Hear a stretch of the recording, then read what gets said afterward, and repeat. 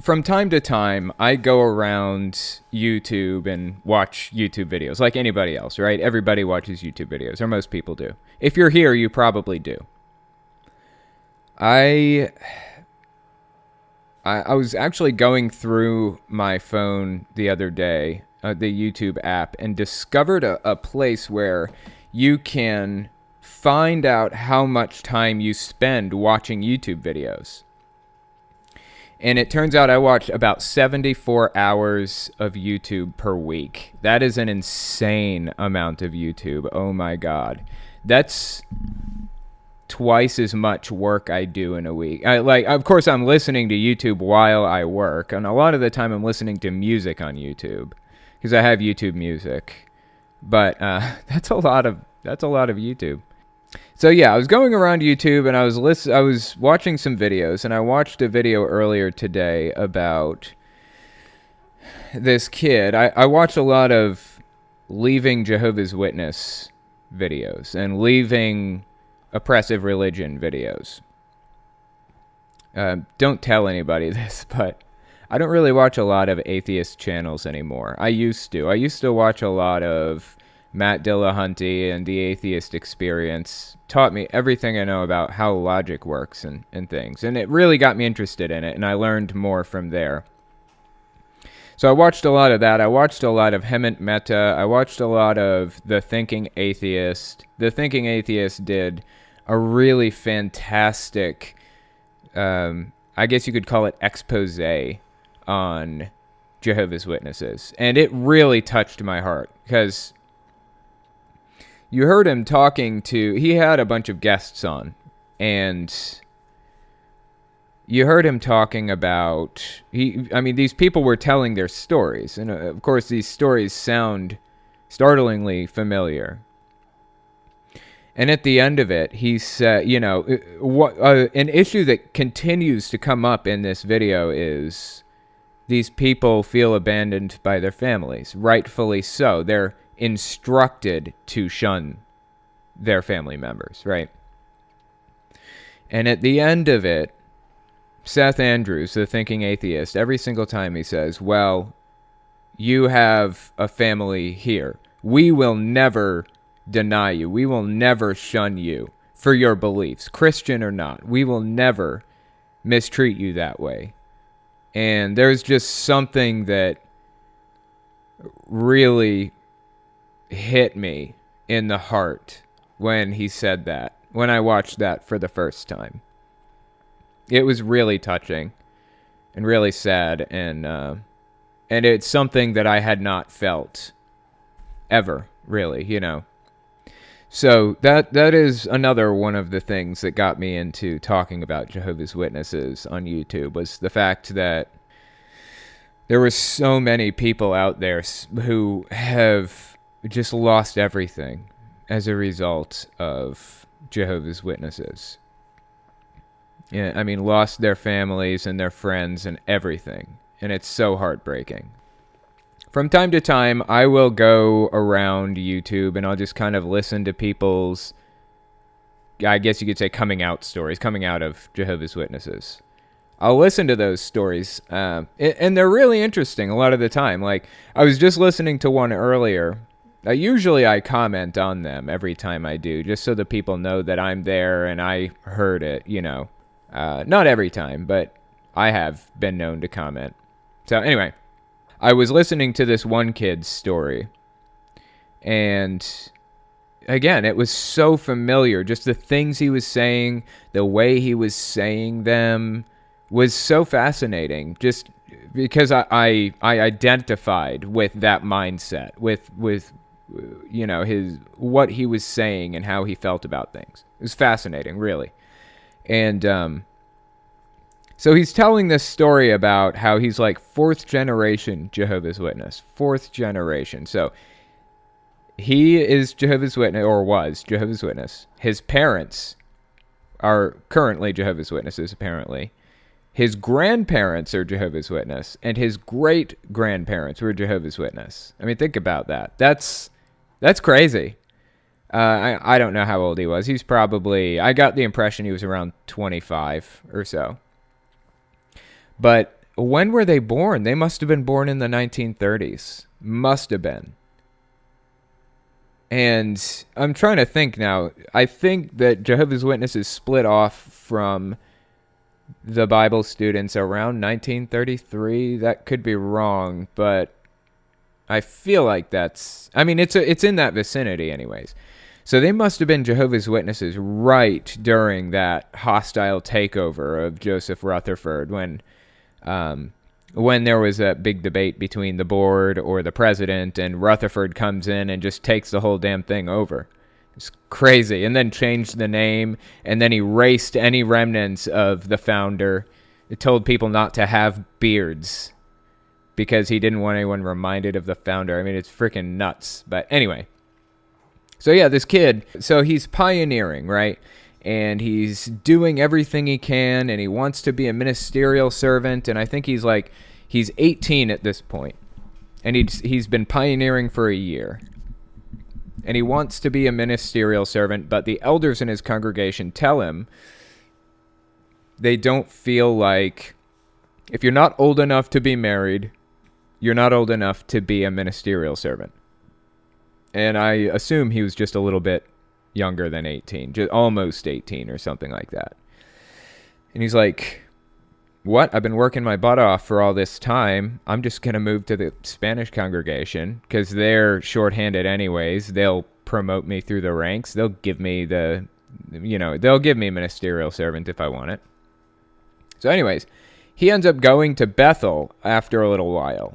After a circuit overseer tells him, no matter how much you're doing, if you could be doing more but you're not, then you're not adequately serving Jehovah, basically. So you could be in Bethel right now, but you're not. And so you're not adequately serving Jehovah, even though you're pioneering and you have multiple parts on the meeting every week and all this other junk.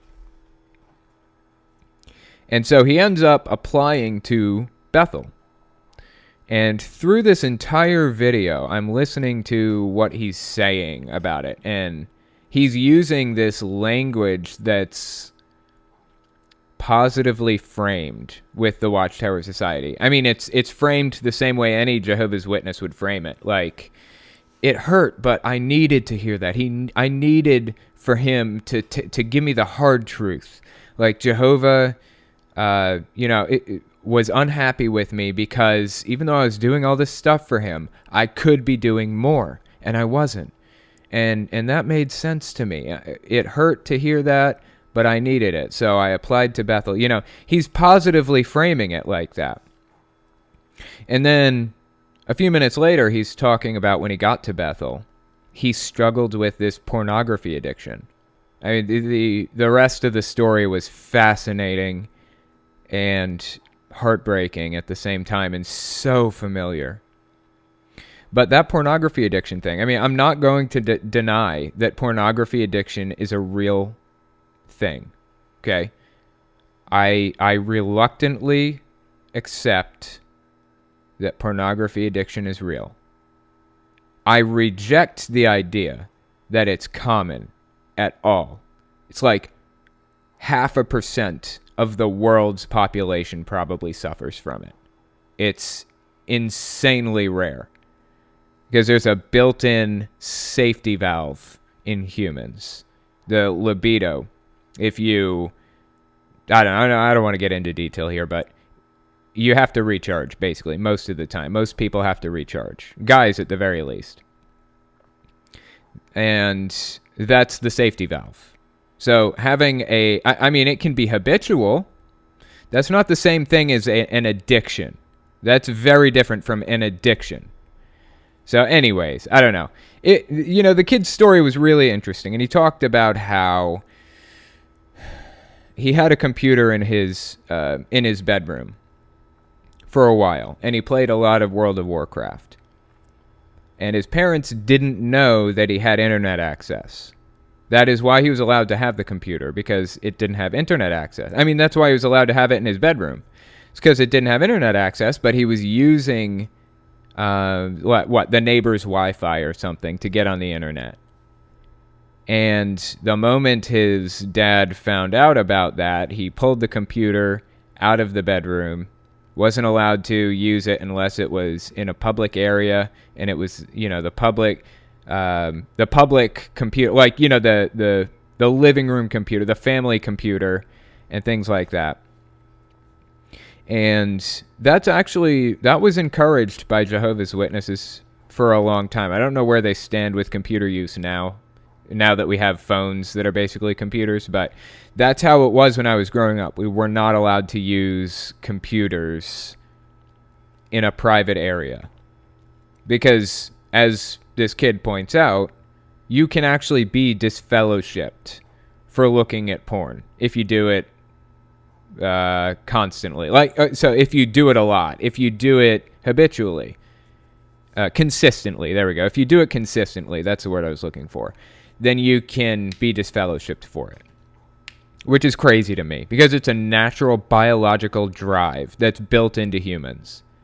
And they're cutting people off from their family for this. It hurts me on the inside. Anyway, in my case, that wasn't really possible. So when I was young, I think I was probably 12, maybe 11. I don't even remember how old I was. I was in that range. Yeah, it may have been 12 or 13. My dad bought a motherboard and a CPU and the thermal paste and a video card and the power supply and the case and the whole 9 yards. Bought all of the pieces for this computer and said, if you can assemble this, then you can have it. And we'd always had computer parts lying around my house when I was young. So, I'd put things together before. I mean, I don't think I'd assembled an entire computer before, but I knew how to pop a video card in and out. I knew how to put RAM in and stuff, so it wasn't terribly difficult. So, yeah, I assembled the computer. I installed Windows 98, and I used it. I mean, it was in the computer room. We had a computer room, and my dad's computer was in there too. And he and I both kind of hung out in there 24/7. I mean, I was doing my thing. He was doing his thing on his computer. He was trading stocks or whatever, and I was using Napster to download music and LimeWire eventually. And, all kinds of other stuff, like playing games, playing MechWarrior 3, listening to music with Winamp. I don't know if anybody here remembers Winamp, but yeah, I was doing all that stuff. And so anyways, yeah, eventually I was using my computer to talk to a girlfriend. And my dad didn't like that. So he banned me from using the computer, which didn't work. I just wait for him to go to bed, and then I'd go in the computer room and sit in there and do whatever I wanted, right? And one morning, probably 2 a.m., he discovered me up and in the computer room. And he actually unplugged the modem and put it in the bed between himself and my mom and went back to bed so that I couldn't get it. That didn't really last long because it's a complete pain in the ass to do that kind of thing, really. But, in that respect, I was lucky. I was lucky that my family was so big into computers. I was lucky that I even had one because a lot of people didn't at that time. I was lucky we always had good internet. We had 56K for a while, but as soon as cable came out, we got it. I mean, we had cable internet above anything else. We had cable internet before we had food. Because my dad was handicapped, he had nothing else to do with his life but sit on the internet, and he'd just go freaking nuts if he didn't have something to do. Understandably, that happens. But yeah, we always had cable internet, so I was lucky in that regard. But I did not always have friends, so I was unlucky in that in that respect. But anyway, like I was saying, yeah, Jehovah's Witnesses have a very specific, unique way of talking, way of looking at things, way of analyzing situations. And I heard a lot of that from this kid. I heard a lot of that. It's like a brainwashed persona that Jehovah's Witnesses impose on their members. It's very specific words and phrases that people use, loaded language and cliches and things like that.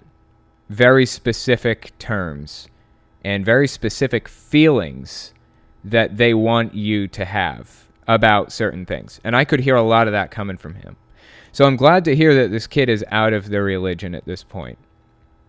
And I know he feels like he's lost a lot of time, just lit it on fire, 3 years of his life or whatever, that he'll never get back, that he gave to the Watchtower Society. I know it feels like that, but you are who you are because of what you experienced. And I feel like I lit a lot of time on fire too. But I am where I am because of all that. So, good or bad, no matter how adversely it affected my life, I am still glad I experienced every bit of what I experienced. Because it made me who I am. Because it gave me the values that I have today. Hard-won values that I may not have otherwise. And it means I can put those values and skills to use, ensuring other people don't have to experience the same thing. So, anyway, before we get into guests, I figure about 10 more minutes. There was one more thing I wanted to talk about, kind of unrelated to any of that. It was these pipe bombs. I don't know if you guys have heard about this pipe bomb situation. But apparently, some guy was mailing pipe bombs to a bunch of people in the Democratic Party, right? I think Hillary Clinton, Debbie Wasserman Schultz, who's used to be the head of the DNC, the head of the Democratic National Committee, I think it's called, or National Convention. Anyway, and then Obama got one. Joe Biden got one in the mail. And then there was, who was it? Robert De Niro. Robert De Niro got one in the mail too. Of course, none of them went off. None of them killed anybody, as far as I know. There were like 12 of them. So that's good to hear. I'm glad to hear nobody got hurt. But as far as I know, they caught the guy. And of course, he was a Trump supporter. I mean, he's a huge Trump supporter. I thought that was pretty evident by the fact that Robert De Niro got one. Because what has Robert De Niro done but just talk shit about Trump? He hasn't done anything else. I mean, he doesn't really... He's not into crooked politics. I mean, he supports crooked politics to some extent, but he's not in it. He's not a crooked politician. He's just a shit talker about Trump. So that was kind of my first clue that it was a Trump supporter that sent him out. But anyways, here's the thing. I hear in this, like in the YouTube community, especially some of the old timers, like the first generation YouTube atheists, second generation YouTube atheists. I'm not saying any of these people are I'm not saying what I'm about to tell you applies to any of these people. I'm just listing these people as first generation and second generation YouTube atheists. There's like TJ Kirk and Armored Skeptic and Logic and Dark Matter 2525, Non-Stamp Collector, Potholer. All those people are YouTuber atheists who started doing YouTube as early as like 2007 or 2006, somewhere in there. As soon as YouTube came out, pretty much. And they've been doing it all along. They may have quit by now. Like, I don't think Non-Stamp Collector or Potholer released anything. Well, anyway, in that group, there are a lot of people that I really like in that group. of first and second generation YouTubers. I still watch them. And I'm really disappointed to see that, some of them aren't doing so great. Like it seems like YouTube is kind of deprecating their channels. Like they're not even spreading it out to new people anymore, which is so disappointing because these are literally the people that I watched when I was coming out of religion. And it hurts to see their channels not doing great. And I want to give them as much publicity as I possibly can because I feel like a lot of these guys deserve that publicity. They deserve to be watched. I mean, they're helping people. Seriously, they are helping people. They helped me. And so anyway, back to what I was saying. Some of them have fan bases that are very loud and angry and obnoxious and harmful and have been known to harass people and really mess with people's lives. And I've heard that the YouTubers have said, there's nothing we can do. Our fans are out of our control. What do you want us to do? We can't, stand behind every single one of our 100, 200, 300,000 fans and breathe down their necks and make sure they don't do something crooked. And I understand that argument, but at the same time, I disagree with it. So look at Donald Trump and the pipe bombs. Was it Donald Trump's fault that guy set off the pipe bomb or sent the pipe bombs out? I would argue, yeah, it is Donald Trump's fault, at least a little, because he's got an obnoxious, angry rhetoric sometimes. He's hate-filled. He talks about crooked Hillary and all of these other people and how they should be in prison, and he's just like borderline violent in some of his talks. I mean, he has been overtly violent before in some of his speeches. And that has brought public discourse to a certain point where certain things are okay to talk about now. It shouldn't be okay to talk about assassinating somebody. That isn't an okay thing to discuss, honestly. I mean, it's not okay to discuss in a serious context. And I feel like Trump's discourse has kind of brought it to that point. And, I was listening to Trump's speech after the pipe bombs were sent out and everything, and he was blaming the media for it, saying that they lowered the level of public discourse, where in reality it was him. He was the one that kind of brought it down to that level. He was the one that brought it down a notch.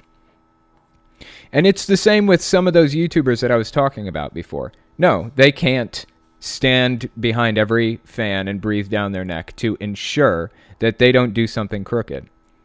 But they can speak out against violence at every turn. Do you know what I said when Jehovah's Witnesses were banned in Russia? I spoke out for them in their favor because I'm principled and I believe that religion should be free and nobody should be imprisoned for what they think or believe. Do I like Jehovah's Witnesses? No. I fucking hate that religion. But I love the people. I love all people as humans. And nobody should have to go through that kind of thing. Nobody should be abused at the door. Nobody should have a gun pulled on them when they're knocking on doors. Period. Absolute. End of the sentence. I don't care if you want to hear what they have to say or not. Just tell them to go away. It's that simple. You don't have to pull a gun on them. And I've said that at every turn. I've said that in videos. I made an entire video about it, about how we shouldn't be mistreating Jehovah's Witnesses. And here we are. The Mormon Church is, this video that I did just earlier today, a lot of Mormons are known to be judgmental. That's what the three Mormons were talking about in their video, is that the culture isn't where they want it to be. And people are judgmental, and they'll sometimes treat people poorly for this reason or that. I blame the Mormon Church for that. I blame the Mormon Church for that because they aren't speaking out against that behavior. Okay, maybe they are. Maybe they are. Maybe they're speaking out. Maybe at the general conference once a year, they're like, now we shouldn't be judgmental, so don't be judgmental. And then they move on with their lives.